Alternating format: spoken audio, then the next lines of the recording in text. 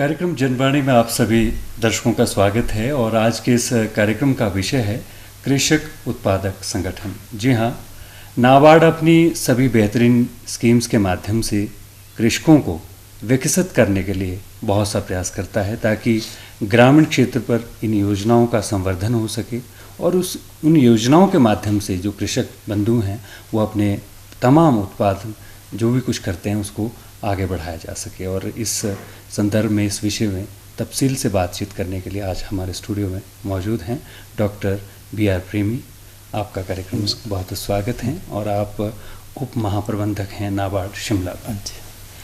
सबसे पहले इस विषय से पहले अगर हम जानना चाहें कि नाबार्ड जो है अपनी बहुत सी योजनाओं के माध्यम से कृषकों के लिए बहुत सी योजनाएं बनाता है और उन योजनाओं के माध्यम से जो है उनको विकसित करने का प्रयास करता है, तो इसको हम कैसे समझें कि किस तरह से प्रयास करता है? सबसे पहले तो मेरा सभी दर्शकों को नमस्कार और दूरदर्शन शिमला को मेरा आभार जिन्होंने मुझे आज यहाँ कृषक उत्पादक संगठन के ऊपर बोलने के लिए बुलाया है। देखिए, नाबार्ड 1982 में एक जिसको हम राष्ट्रीय कृषि और ग्रामीण विकास बैंक बोलते हैं, तो कृषि और ग्रामीण विकास के लिए बनाया गया गवर्नमेंट ऑफ इंडिया द्वारा। और उसका जो मेन मकसद यही था कि कृषि क्षेत्र में जो है और जो ग्रामीण क्षेत्र में क्रेडिट जो जिसको ऋण हम बोलते हैं, ऋण का संवर्धन हो। और वो मेन हमारा मुख्य मुद्दा रहा है शुरू से लेकर आज तक, और उसी के लिए हम लोग काम कर रहे हैं। इसके अलावा हमारे जो दूसरा जो हमारा जो मेन एरिया है डेवलपमेंट का है, तो जो एग्रीकल्चर और कृषि और जो नॉन कृषि जो कार्य मतलब हमारे उसमें होते हैं, उन कार्यों को कैसे गति लाई जाए, तो उसके लिए जो डेवलपमेंटल रोल जो हम प्ले करते हैं। और तीसरा हमारा प्रमोशनल रोल रहता है, जिसमें हम जो जैसे जितने भी जो फाइनेंशियल इंस्टीट्यूशंस है, जो ऋण वगैरह जैसे आपके बैंक्स हो गए, उनकी प्रमोशन के लिए, उनकी डेवलपमेंट के लिए हम काम करते हैं। खासकर जो ग्रामीण क्षेत्रीय ग्रामीण बैंक्स है, जैसे हमारा यहाँ पे हिमाचल ग्रामीण बैंक है, या कोऑपरेटिव बैंक्स है जो स्टेट में जैसे 3 कोऑपरेटिव बैंक है, तो उनकी प्रगति के लिए हम कार्य करते हैं और उनका निरीक्षण भी करते हैं RBI के भी पे, रिजर्व बैंक के भी पे, ताकि उनका जो कृषि क्षेत्र में और ग्रामीण क्षेत्र में उनका जो भूमिका है वो ज़्यादा अहम रहे। यही हमारा मेन मकसद रहा है। नाबार्ड एक बेहतरीन प्रयास कर रहा है और जैसे कि आपने बताया कि ये पूरा एक खाका तैयार किया गया है कि किस तरह से इनको हम लाभान्वित कर सकते हैं। राइट। आज का विषय है कृषक उत्पादक संगठन। ये क्या है और इसको हम कैसे समझें? देखिए जी, आपने जैसे क्वेश्चन पूछा कृषक उत्पादक संगठन, तो नाम से ही पता चल रहा है कि ये कुछ संगठन कृषकों का है, मतलब किसानों का एक संगठन है।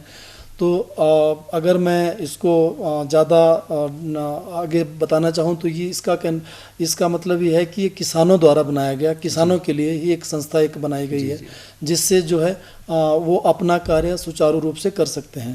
क्योंकि आपने देखा होगा कि हमारे यहाँ जो है छोटे और सीमांत किसान ज़्यादा हैं। जैसे मतलब हिमाचल में 88% तक जो है छोटे और सीमांत किसान हैं। उनके जो अपनी खेती बहुत थोड़ी है, वो ज़्यादा कुछ वो मतलब उसमें उगा नहीं सकते, और अगर उगाते भी हैं तो उतनी उनकी लागत इतनी ज़्यादा है कि उनको जब वो बाज़ार में जाते हैं तो उनको उसका भाव भी नहीं मिलता है। तो उसकी वजह से जो है उनको बहुत सारी परेशानियाँ उठाने को मिलती है। तो और खेती लोग छोड़ रहे हैं इससे, तो इसकी वजह से जो है तो ये हमने एक एक्सपेरिमेंट किया, नाबार्ड ने खुद एक एक्सपेरिमेंट किया, जिसमें हमने जो किसान है उनको ऑर्गेनाइज करके, उनको संगठित करके उनको खेती करवाएं, ताकि वो उन लोगों का उनका जो लागत है वो कम हो। हमारा मेन मकसद उसमें यह है कि उनकी लागत कम होनी चाहिए। तो वो लागत जैसे अगर वो एक साथ आते हैं तो एक साथ जितने भी जैसे जितने भी उर्वरक हैं या बीज है या जो भी उनकी ज़रूरतें हैं खेती करने के लिए, इक्विपमेंट्स है, तो एक साथ परचेज कर लें। या जब उनको खेती करनी है तो वहाँ पे अगर मशीनीकरण करना है तो उसके लिए जो जैसे पावर टिलर की ज़रूरत है या अपने ट्रैक्टर लेना है तो एक साथ मिलके लें। तो उससे क्या होगा कि वो एक जो चीज़ ली है उन्होंने सभी फार्मर के लिए, सभी किसानों के लिए वो काम आएगी। तो उससे उनकी जो लागत है वो कम हो जाती है। उसके अलावा जो है एक दूसरे से बातचीत करके तो उनका जो ज्ञान है वो भी बढ़ता है कृषि के बारे में।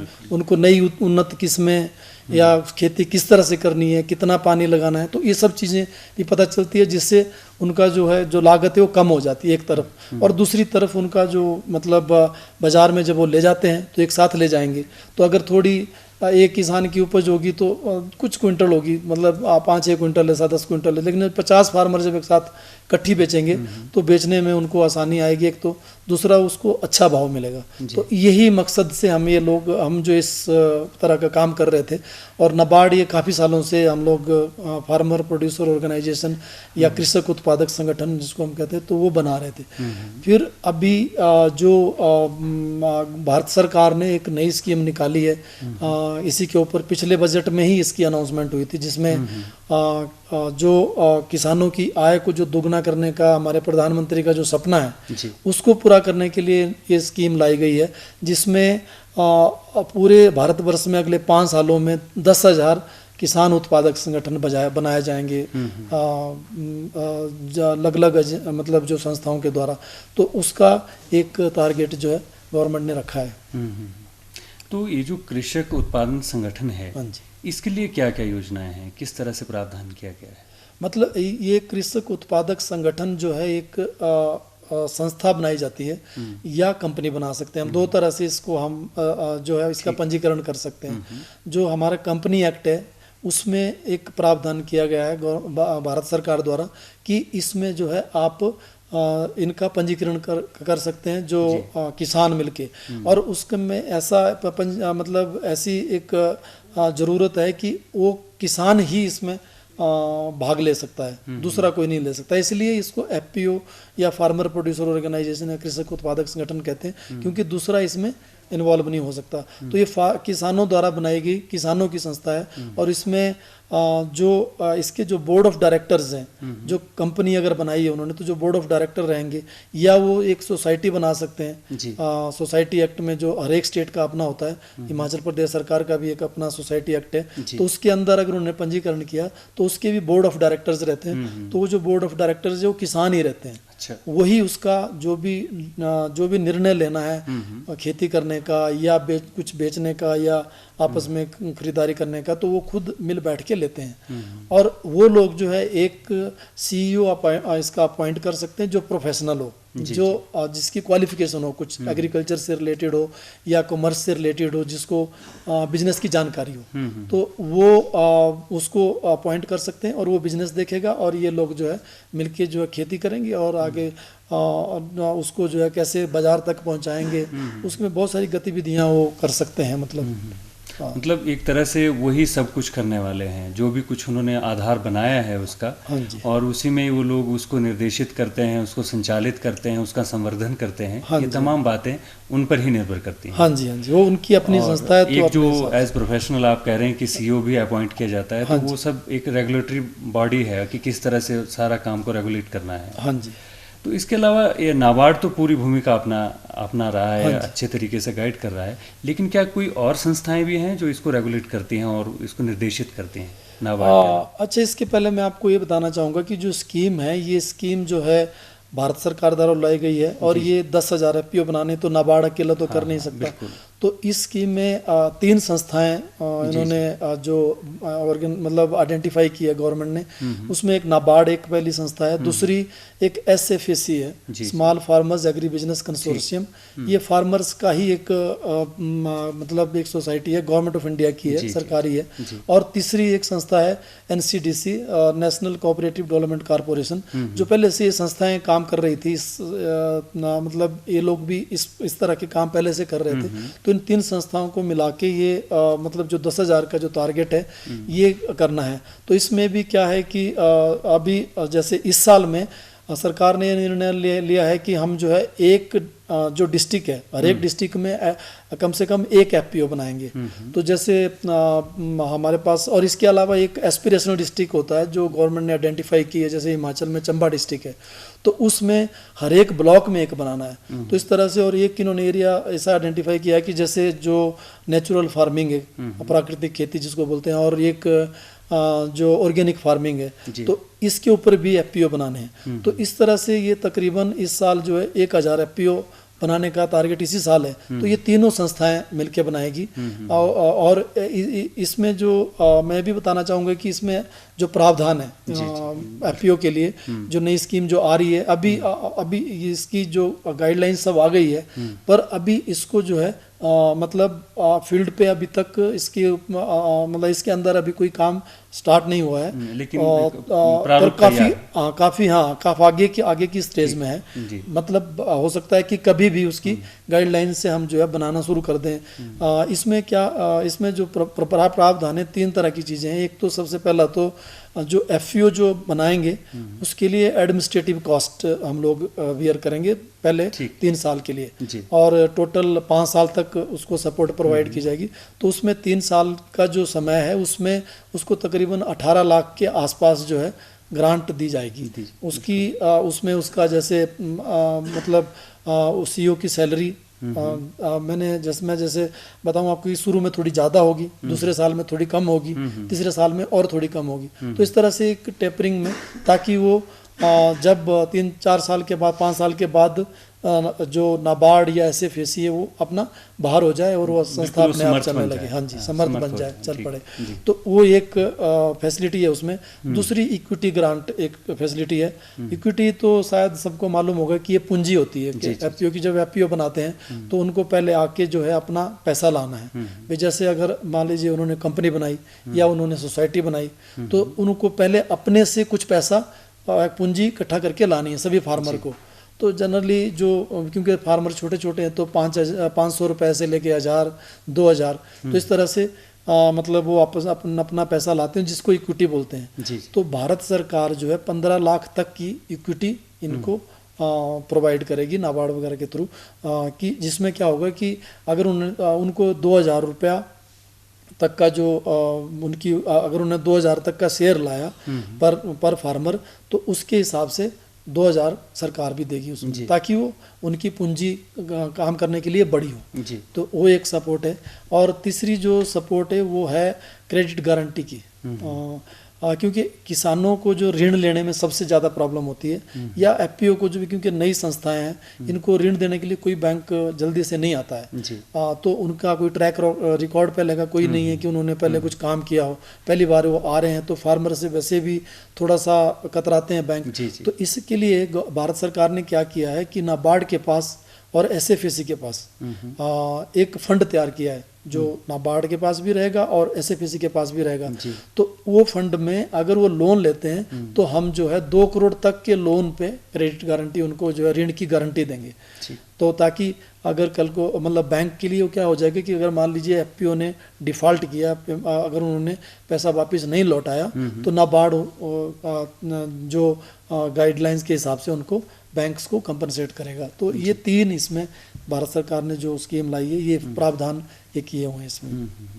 जैसे अभी आपने कहा कि एक क्रेडिट गारंटी फंड है, हाँ, इसको अगर हम समझना चाहें तो एक इसमें इसके अंतर्गत कैसी व्यवस्था की गई है और इसको कौन लागू करता है? हाँ, ये जैसे इसमें क्या है कि भारत सरकार ने पैसा नाबार्ड के पास रख दिया है। अब ये पैसा जो है नाबार्ड के पास रहेगा, और जो इसके जो बैंक है वो नाबार्ड से एक मेंबरशिप ले लेंगे कि हम जो है क्रेडिट गारंटी फंड में मेंबरशिप लेंगे। उसके कुछ मेंबरशिप फीस रहती है, सर्विस चार्ज वगैरह रहता है, तो वो हमसे ले लेंगे। फिर वो जो है जो एफपीओ है या किसान उत्पादक संगठन है, उसको लोन दे देगा या ऋण दे देगा। जब ऋण देगा तो उसका जैसे जैसे वो रीपे करता रहेगा, तब तो कोई प्रॉब्लम नहीं है। पर अगर उसने रीपे नहीं किया, वो वापस नहीं दिया बैंक का लोन, तो वो डिफॉल्ट हो जाता है। तो उस केस में बैंक जो है नाबार्ड से वो पैसा जो गाइडलाइंस के हिसाब से अमाउंट जो है उतना क्लेम कर सकता है, नाबार्ड उसको दे देगा। तो वो भी इसमें, तो इसलिए 3 इसमें मेन जो कंपोनेंट दिए हैं मतलब जो भारत सरकार ने, उसके तहत मतलब ये स्कीम लागू होगी। ठीक। हिमाचल की अगर हम बात करें तो हिमाचल में लगभग कितने कृषक उत्पादक संगठन हैं जिनको विकसित किया गया है और इनकी गतिविधियाँ क्या हैं? अभी तक नाबार्ड ने ज़्यादातर बनाए हैं यहाँ पे, दूसरी संस्थाओं के यहाँ पे इतनी ज़्यादा वो नहीं है। तो नाबार्ड ने 98 मतलब 98 वो कृषक उत्पादक संगठन बनाया, जो सभी जिलों में है अभी इस दौरान जो है, जिसमें जहाँ कुछ जो है हमारे जो दूध है, दूध का काम करते हैं, कुछ जो है हमारे वेजिटेबल्स का काम करते हैं, जो सब्जियां वगैरह अपना ग्रो करते हैं, और ऑफ सीजन वेजिटेबल्स है उनको बाहर भी ले जाते हैं और लोकल भी बेचते हैं। फिर जैसे कुछ लोग जो है सिरमौर में चले जाएं तो वहाँ पे आप देखेंगे कि उन लोगों ने अनारदाना और ये जो अपना लहसुन होता है उसकी खेती वो लोग मिलकर करते हैं और उसकी मार्केटिंग करते हैं। कुछ हमारे फूलों वाले भी हैं जो ग्रीन हाउस लगा के उसको बेच रहे हैं, या कुछ फ्रूट के, एप्पल के हमारे काफ़ी हैं जिसमें हमारे ऑर्गेनिक भी एप्पल वाले भी 1-2 एफपीओ हैं। तो इस तरह की अलग अलग गतिविधियाँ कर रहे हैं। पांगी में हमारा एक काफ़ी अच्छा एफपीओ है जो ट्राइबल प्रोडक्ट्स हैं, ट्राइबल एरियाज़ में जो होते हैं, जैसे काला जीरा हो गया या शहद हो गया, लोकल है जो मधुमक्खियाँ शहद देती है उस तरह का, या अखरोट है, इस तरह की वो अच्छे से पैक करके उसको जो है उनका तो अपना वेबसाइट है और वो बेचते हैं इस तरह से। तो अलग अलग गतिविधियों में वो मतलब इन्वॉल्व है। इसके अलावा जो मेन काम तो उनका जो फर्टिलाइज़र या पेस्टिसाइड वगैरह जो उसका प्रोवाइड करने का काम तो उनका मेन काम है। मतलब ये व्यवस्था की गई है एक तरह से कि हर स्टेट्स को कुछ ना कुछ एक प्रावधान दिया गया है कि इसके अंतर्गत जो है उस काम को रेगुलेट करें और उसको बढ़ाएं उसका। अगर आपने बहुत अच्छा क्वेश्चन किया, जो मैं पहले मुझे बताना चाहिए था। इसमें एक्चुअली क्या है कि जो नई स्कीम आ रही है इसमें सरकार का ये फोकस है कि 1 डिस्ट्रिक्ट 1 प्रोडक्ट, मतलब एक डिस्ट्रिक्ट का एक प्रोडक्ट, और उसके अलावा वो और भी छोटा मोटा दूसरा भी कुछ कर सकते हैं। पर सरकार का ये मकसद है कि मतलब ये जो डिस्ट्रिक्ट में जो चीज़ हो रही है उसमें सारे लोग एक साथ काम करें, उसकी प्रोडक्शन बढ़े, उसकी जो उत्पादकता बढ़े, सब बढ़े। तो इसलिए ये एक इन्होंने निर्णय लिया हुआ। और अभी इनका फोकस ये भी है सरकार का कि जो ज़्यादा पेरिशेबल चीज़ें हैं, जो जल्दी खराब हो जाती है या ज़्यादा वैल्यू देने वाली, जिसमें मतलब पेरिशेबल से मेरा मतलब है कि जैसे फल है या आपका मशरूम है, बहुत जल्दी ख़त्म मतलब ये हो जाते हैं। तो उस तरह की प्रोडक्ट पे ज़्यादा फोकस देने की ज़रूरत है। अभी डेयरी प्रोडक्ट को इन्होंने नहीं रखा है इसमें, क्योंकि जो डेयरी वाले जो दूध वगैरह जैसे है तो उसमें पहले से काफ़ी मतलब अच्छे से वो हो रहा है, उसको इतना फोकस करने की ज़रूरत नहीं, इसलिए वो नहीं रखा है। पर जो और जो मतलब जैसे आपके जो पेरिशेबल है उस पर ज़्यादा फोकस सरकार का रहा है।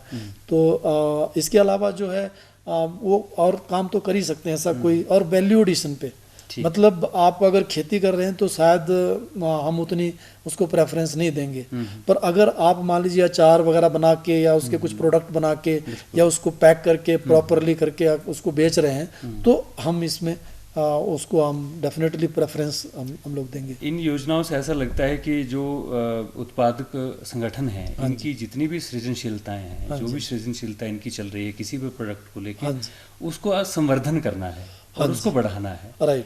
तो क्या रिस्पांस है इन संगठनों का, इन उत्पादक संगठनों का? क्या वो इसमें रुचि रख रहे हैं, इसको बढ़ाने में वो भी उत्साहित हैं? देखिए, जो हमारे मैंने आपको बताया जैसे हमारे 98 मतलब एफपीओज हैं और सारी डिस्ट्रिक्ट्स में हैं, तो उसमें से कई एफपीओ इस लेवल पे है कि उन्होंने अपनी जो उनका कारोबार है वो 2 करोड़ से ऊपर उनका कारोबार है। कुछ ऐसे हैं जो 50-60 वाले भी हैं, और जो अभी नए नए स्टार्ट हुए हैं तो सबका अपना अपना एक ये है, पर उनका काफ़ी उसमें रुचि है और उनको काफ़ी फ़ायदा भी उसमें हो रहा है।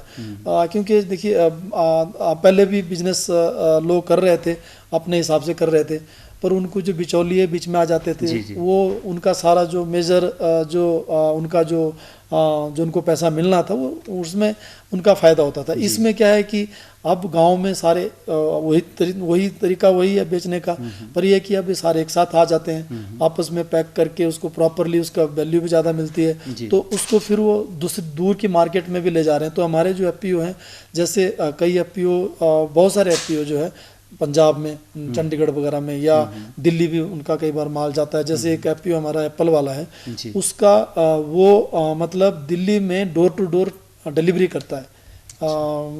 जैसे उसको जो ऑर्डर्स आ जाते हैं और वो उस दिल्ली में जो है रिटेल, मतलब रिटेल टाइप भी काम वहाँ पे दिल्ली में कर रहा है। दिल्ली में नहीं, अगर आपको कहीं हिमाचल में भी किसी भी डिस्ट्रिक्ट में अगर आपको एप्पल चाहिए तो वो आपको वहाँ पे पहुँचा देगा। तो इस तरह के काम वो कर रहे हैं, मतलब लोग। तो हिमाचल सरकार की भी कोई व्यवस्था है इसको लेके, कुछ कर रहा है, कोई योजना तैयार की है? जब से हम एपीओ के ऊपर काम कर रहे हैं तो हम लोग सरकार के साथ हमेशा वार्तालाप करते रहते हैं और कुछ ना कुछ नया उनसे हम करवाने की कोशिश करते हैं। जी। पिछले 2 सालों से हमने उनसे एक तो हमने उनको कहा है कि जो मंडियां हैं उन मंडियों में आप एपीओ के लिए जो कुछ जगह आरक्षित करिए ताकि वो लोग जो है वहाँ पे अपना सामान बेच सके। तो वो सरकार ने किया है, इस सरकार ने किया है। वो अभी आप अगर एफपीओ है तो आप अपनी उस मंडी में जाके पता कर सकते हैं और वहाँ से आप अपने लिए एक शॉप वहाँ पे ले सकते हैं। दूसरा हमने इनको रिक्वेस्ट पिछले साल किया था, क्योंकि जो नाबार्ड की स्कीम है या जो ये भी जो स्कीम अभी आ रही है तो इसमें ज़्यादातर हम मैंने जैसे आपको बताया कि सीईओ की सैलरी एडमिनिस्ट्रेटिव एक्सपेंसेस है उस तरह का है, या ट्रेनिंग का है उस तरह का खर्चा हम लोग देते हैं, या उनका जो रजिस्ट्रेशन का खर्चा है वो हम लोग देते हैं। इसके अलावा जो उनकी और छोटे मोटे खर्चे हैं उस तरह के, जैसे जगह का रेंट है तो किराया है, वो भी हम लोग देते हैं।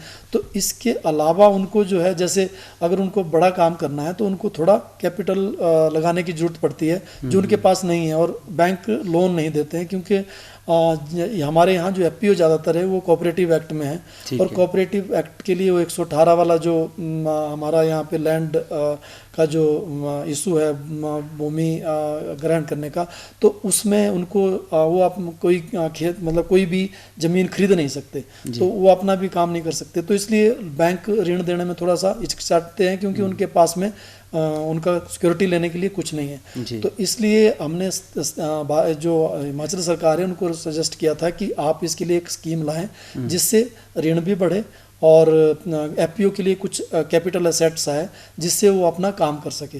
तो पिछले बजट में मतलब इसी बजट में कृषि कोष करके 20 करोड़ का एक इन्होंने अनाउंस की है स्कीम, जिसमें हमने उनको सजेस्ट किया था कि इसमें आप ये 3 चीज़ का प्रावधान करें। एक तो उसमें कैपिटल एसेट के लिए जो सीड मनी का प्रबंध करें, तो वो उसमें उन्होंने प्रबंध किया है, मतलब उसमें एक रखा हुआ है प्रोविज़न। दूसरा हमने इनको कहा था कि आप इसमें इंटरेस्ट के ऊपर कुछ छूट दें, जो भी बैंक से लोन लेंगे तो उसमें छूट दें, तो वो भी इसमें प्रावधान है। और तीसरा वही जैसा उस स्कीम में ऋण का जो गारंटी का जो प्रावधान है वो प्रावधान इसमें भी होने मतलब रखा गया है। तो ये भी स्कीम जो है सरकार की, जो हिमाचल सरकार की, उनके काफ़ी आगे मतलब डिस्कशन स्टेज पे है। शायद जल्दी उसको कैबिनेट से मंजूरी मिल जाए तो वो भी स्कीम लागू हो जाएगी। तो ये दोनों स्कीम जब आ जाएगी तो किसानों के लिए बहुत ही मतलब फ़ायदे की बात हो जाएगी, और उनकी आय मतलब डेफिनेटली डबल होने का एक अच्छा एक ये तरीका है। आप कार्यक्रम के हम बिल्कुल अंत में हैं, क्या कहना चाहेंगे आप तमाम कृषकों को कि किस तरह से इस स्कीम का वो फ़ायदा उठाएं? देखिए मैं तो खुद किसान का एक बच्चा हूँ, हिमाचल का ही रहने वाला हूँ, और मैं तो जानता हूँ हिमाचल में किसानों की जो हालत है, बहुत हम छोटी खेती हमारी है, और हमारी जो सबसे बड़ी मुश्किल है वो हमारे यहाँ जो ज़मीन है उसको कोई सिंचाई नहीं होती है। पानी की सबसे मतलब हम भारत में सबसे नीचे हैं, जबकि भारत में दूसरी अगर राज्य देखें तो 46% तक इरिगेशन होती है, हमारे यहाँ 18% होती है। तो जो एरिया है वो इरिगेटेड है, तो किसान अगर आपस में आएंगे तो वो कुछ भी आगे कर सकते हैं। तो इसलिए मेरा सबको यही मतलब मेरा मैसेज रहेगा कि किसान भाई इस स्कीम का भरपूर फ़ायदा उठाएं।